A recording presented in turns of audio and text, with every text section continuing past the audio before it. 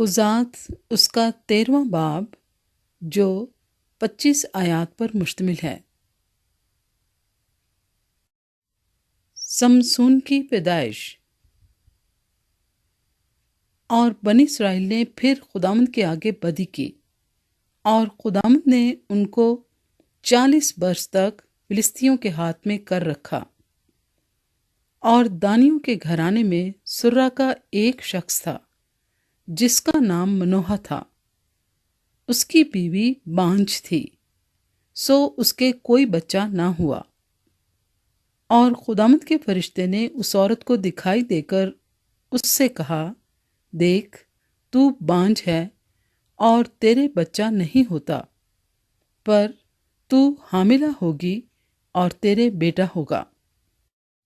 سو خبردار، میں یا نشے کی چیز نہ پینا اور نہ کوئی ناپاک چیز کھانا، کیونکہ دیکھ، تو حاملہ ہوگی اور تیرے بیٹا ہوگا۔ اس کے سر پر کبھی اس طرح نہ پھرے، اس لیے کہ وہ لڑکا پیٹ ہی سے خدا کا نذیر ہوگا، اور وہ اسرائیلیوں کو فلسطینیوں کے ہاتھ سے رہائی دینا شروع کرے گا۔ اس عورت نے جا کر اپنے شوہر سے کہا کہ ایک مرد خدا میرے پاس آیا، اس کی صورت خدا کے فرشتے کی صورت کی طرح نہایت محیب تھی، اور میں نے اس سے نہیں پوچھا کہ تو کہاں کا ہے، اور نہ اس نے مجھے اپنا نام بتایا، پر اس نے مجھ سے کہا، دیکھ، تو حاملہ ہوگی اور تیرے بیٹا ہوگا۔ سو تو میں یا نشے کی چیز نہ پینا اور نہ کوئی ناپاک چیز کھانا، کیونکہ وہ لڑکا پیٹ ہی سے اپنے مرنے کے دن تک خدا کا نذیر رہے گا۔ تب منوہا نے خداوند سے درخواست کی اور کہا، اے میرے مالک، میں تیری منت کرتا ہوں کہ وہ مرد خدا جسے تو نے بھیجا تھا ہمارے پاس پھر آئے، اور ہم کو سکھائے کہ ہم اس لڑکے سے جو پیدا ہونے کو ہے کیا کریں۔ اور خدا نے منوہا کی عرض سنی، اور خدا کا فرشتہ اس عورت کے پاس جب وہ کھیت میں بیٹھی تھی پھر آیا، پر اس کا شوہر منوہا اس کے ساتھ نہیں تھا۔ سو اس عورت نے جلدی کی اور دوڑ کر اپنے شوہر کو خبر دی، اور اس سے کہا کہ دیکھ، وہی مرد جو اس دن میرے پاس آیا تھا اب پھر مجھے دکھائی دیا۔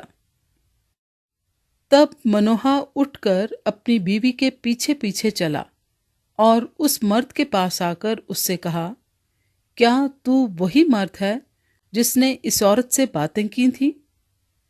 اس نے کہا، میں وہی ہوں۔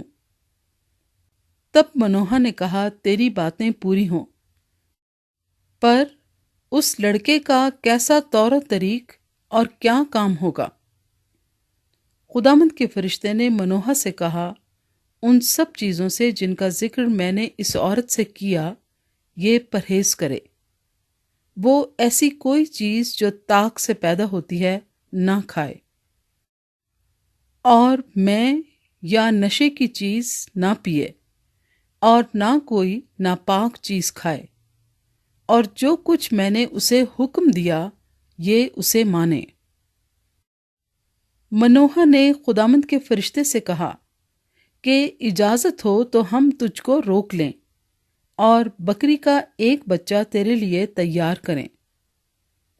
تب خداوند کے فرشتے نے منوہا کو جواب دیا کہ اگر تو مجھے روک بھی لے تو بھی میں تیری روٹی نہیں کھانے گا، پر اگر تو سوختنی قربانی تیار کرنا چاہے تو تجھے لازم ہے کہ اسے خداوند کے لیے گزرانے، کیونکہ منوہا نہیں جانتا تھا کہ وہ خداوند کا فرشتہ ہے۔